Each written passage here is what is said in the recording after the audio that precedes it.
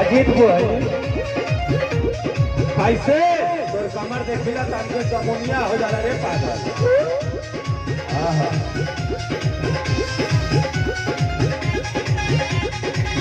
ले ओई लोगवना मजी जय हो राजा हो लइका बाली। अरे बाबा साहब के सम्मान में बाली बाबू मोरी राजा हो लइका बाली। जाने कोतारी कमरी राजा हो लइका बाली।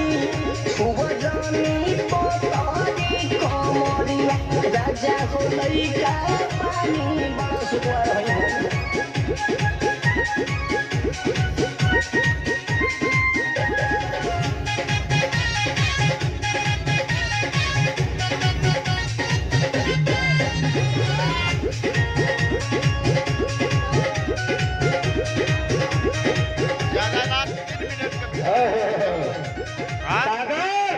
पहली बार देखा हूँ लड़की को पैसा देते हुए। तेरा भाई भी खड़ा है।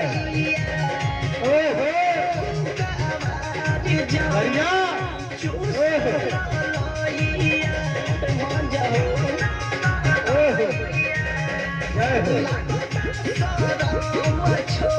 ड्यूटी में जीजा सागर हमार साला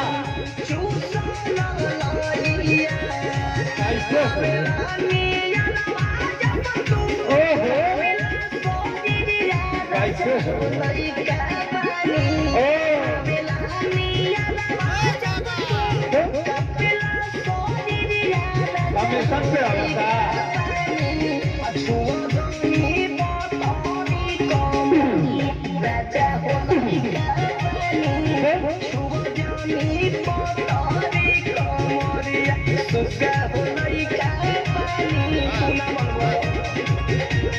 का 3 मिनट हो जाएगा।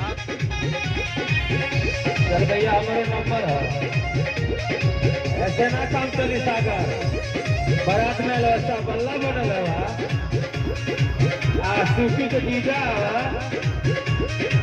ये दिमाग में रखा मौके का नाम बोला तो आज कई बार बोला बारे भैया कर्म में आशीर्वाद है जो अभी होता था ऐसा रखो कैसे